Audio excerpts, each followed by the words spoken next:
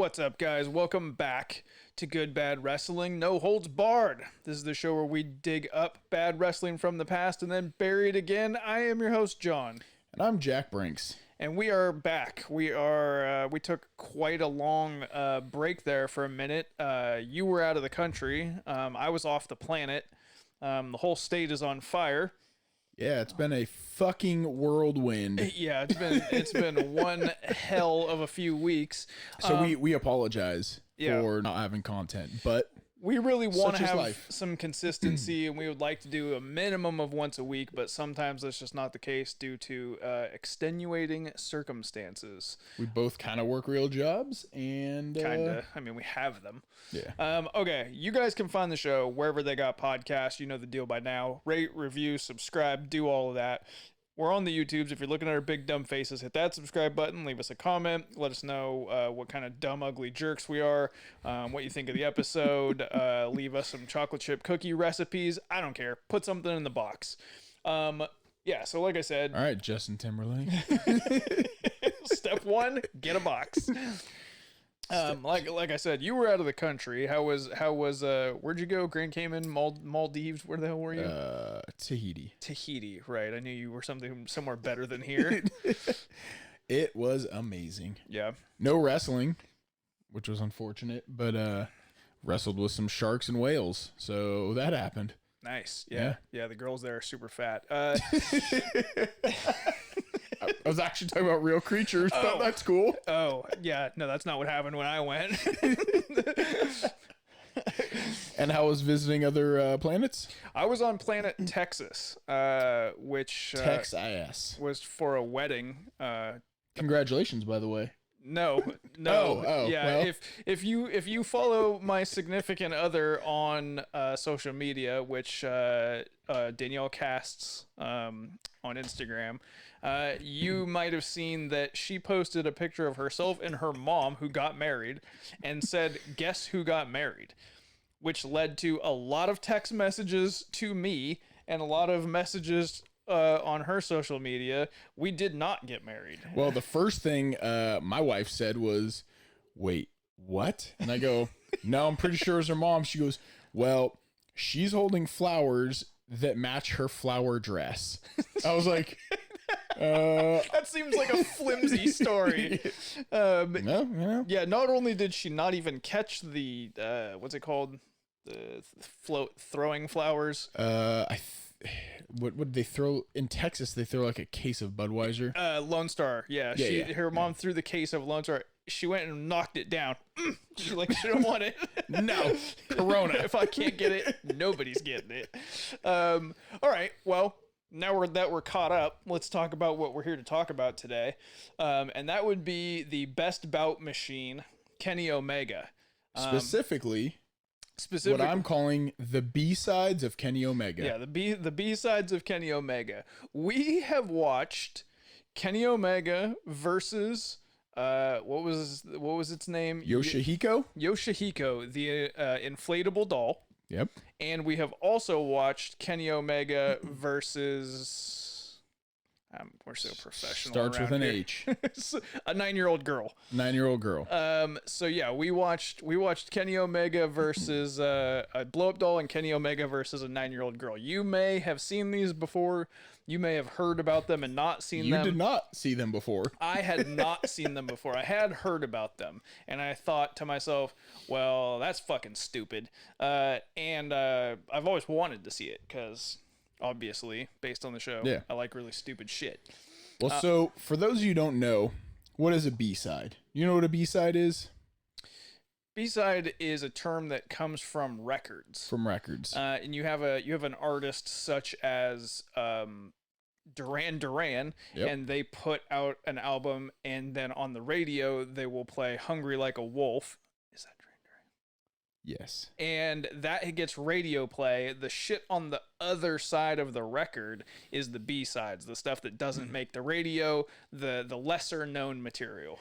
So there's the A side of the record, the B side of the record.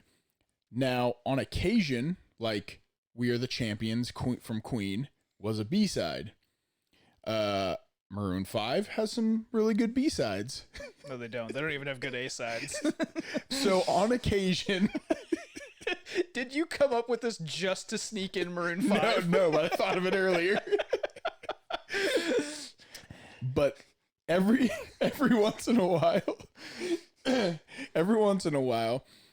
the B-sides become A-sides. I don't know how they find sneaky success. Yes, a sleeper hit, if you will. And so the way I tie this into Kenny Omega is I think we talked about it on here before. He does not get credit or enough credit for storytelling and selling.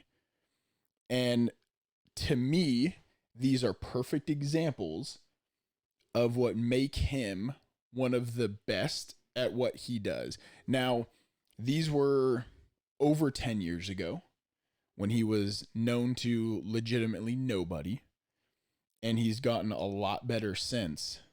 But the way he works against a blow-up doll and a 9-year-old girl separately, separately,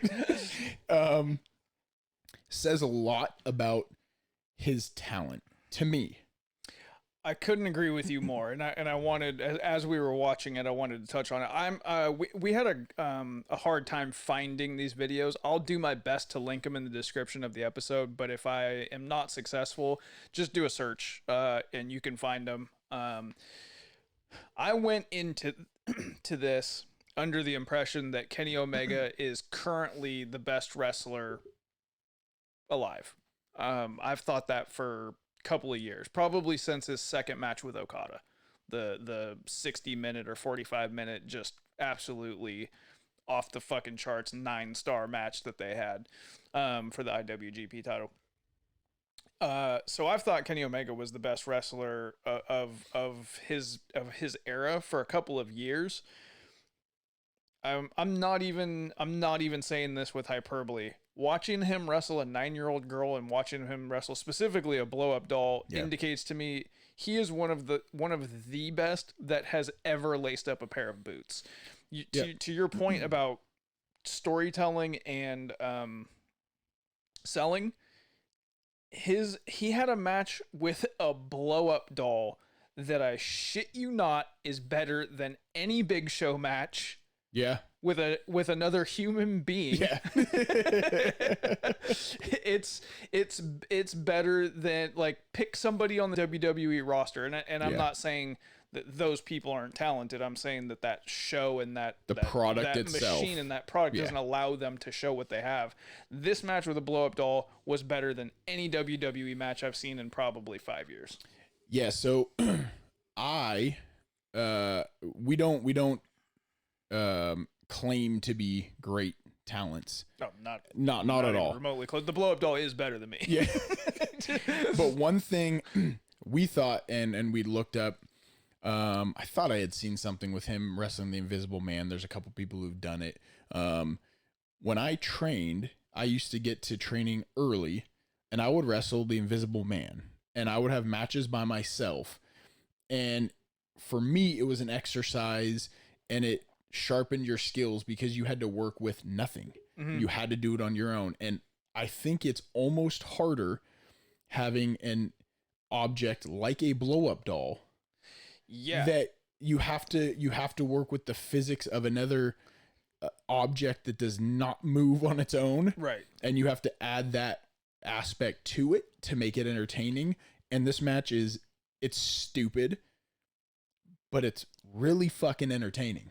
To be completely fair across the board, he had the benefit of, for us, Japanese announcers who we can't understand the words, but we can feel their energy, which is better than JR. And the crowd is a DDT crowd, and DDT was a promotion known for doing comedy, wacky shit. So the fans are into it. Yeah. Which those two things are necessary for all televised wrestling. But you take that aside, Kenny Omega still gave himself 5 Canadian destroyers in a row, which the whole point of the match is that it's taking the piss out of wrestling. So 5 consecutive Canadian destroyers, which is a move that takes the piss out of wrestling, is the point. So it gets across the comedy, it shows his athleticism, and he doesn't break his own neck. Yeah. And then I bit on the near fall. You actually did? I bit on the near fall, which means Kenny Omega by himself tricked me into thinking he was going to lose to a blow-up doll. Yeah.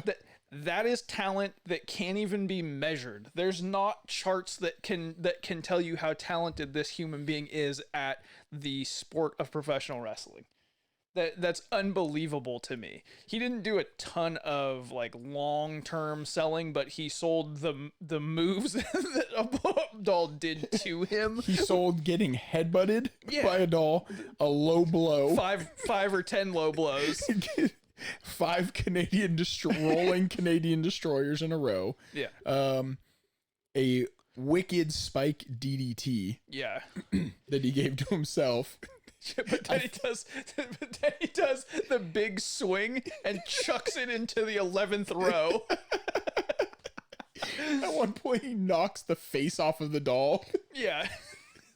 This is all a precursor to what would end up being AEW, which is flying in the face of your Jim Cornettes and people like that who think that comedy stuff is bad and that, you know, funny doesn't equal money and that old adage. But AEW has proven that you can have in the same space great wrestling and comedy if it's actually funny, and that it marries well and that it does make money. Case in point, Stadium Stampede. Kenny Omega's presence is no coincidence in the success of AEW using comedy stuff. Yeah. He does it amazing. Then the match with the 9-year-old girl, who is not Sheeta. Riho. Riho. It's not Sheeta. It's not Sheeta either. Like I said, it's not Sheeta. But it's not Riho.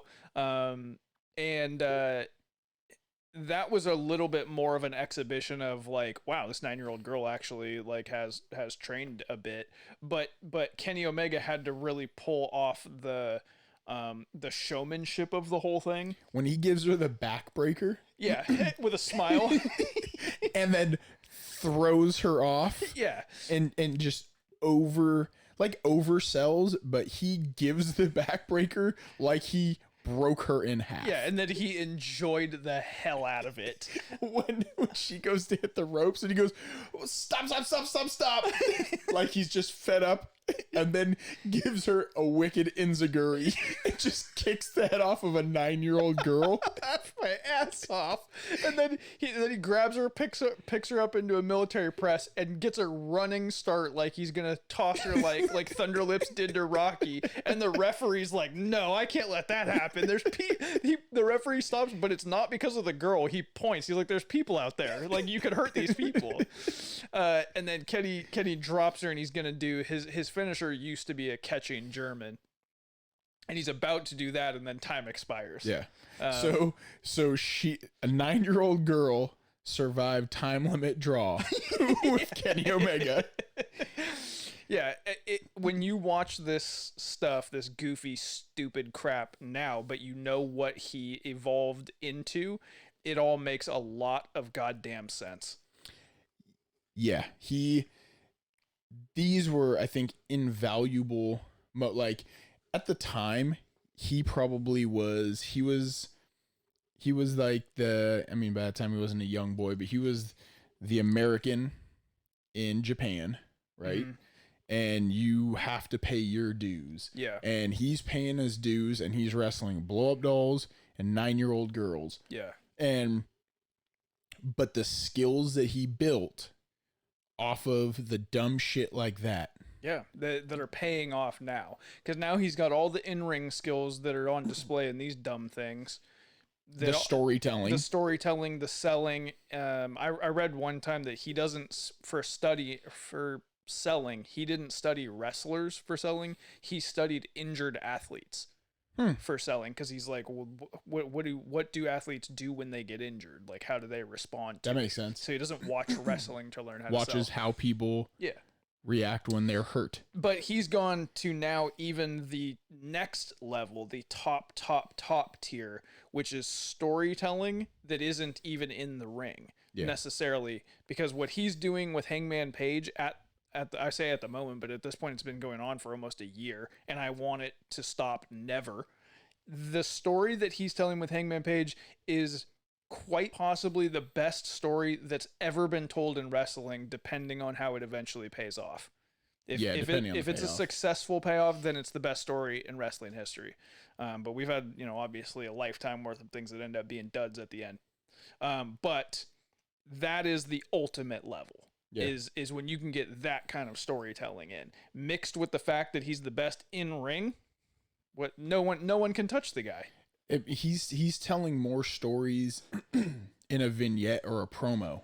Yeah. Not even by the words that he says. Yeah, it's a look, it's a voice inflection, it's just a reaction to FTR or whatever the case may be.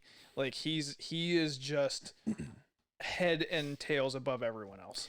And I don't even blame people who don't like the fans who don't give him credit, because we've been so conditioned. He wrestled a 9-year-old girl and a blow-up doll. That's on his resume still, and some people just aren't even going to consider anything he did because of that. Well, there's that, but we've been so conditioned with American wrestling, right? You can go to California and Northern California. We're spoiled when all this crap isn't going on. There's a lot of indie wrestling. Mm-hmm. There's a lot of good indie wrestling. Ton. Congratulations to Will Hobbs, by the way, who just signed today with AEW. Mm-hmm. Ton of legendary talent in wrestling has come from this area. But that's not what the majority of people are used to. The majority of people are used to the bullshit you see on Raw and SmackDown and no other option. Yeah. So, and what story do they tell? I don't know. Whatever the fucking writer wants them to tell. That, like, they don't, there's no question. They can't question it. No. They just go put Uzi hot in someone's fucking underwear, and that's not a story. Like, matches tell stories, shows tell stories, and then there's storylines within that. Like, it's a complex thing. Spider web of branched off separate things that could go anywhere and go forever and have foresight of when this ends, this is going to start, and you could see the beginnings of that coming and all of that sort of stuff. So most American fans can't recognize it anymore. That's true. And so I think right now, for the people who tuning in are getting reconditioned, if they're paying attention. Now, I've had the help of, I think you sent me what was the video you sent me on this? Was it What Culture? Yeah, What Culture did a podcast. Was it just Kenny Omega Appreciation? I think it was. Yeah, I think they just did a audible blowjob of Kenny Omega, and they were talking about on What Culture that you have to recondition your WWE brain. Yeah. Like, if you've been watching nothing but that for 20 years because it's the only thing available, you have to remember how storytelling works. And I'm not as good at it as others. I'm better than some, but being able to now see more of that, like the little stuff that he does in matches, the things between the big things, it's all the little stuff. Nobody does it like Kenny Omega does. Yeah, and you can see it now, and when you go back and watch him wrestle a blow-up doll, you can see those sorts of things then, because that match told a story. Yeah. With a blow-up doll. He's the only person in the ring. I mean, they did have the referee and some other people come in and help the blow-up doll get some offense in, but virtually he's the only person in the ring, and he still had a full match. Yep. Longer than most of the matches on Raw. Raw's 3 hours long. Like, unreal. So definitely go check that out for yourself, and get back to us. Let us know in the comments what you think about it. Stick around on the podcast, because we are going to hit you with the news for the weekend wrestling, and we will catch you guys next time. Peace.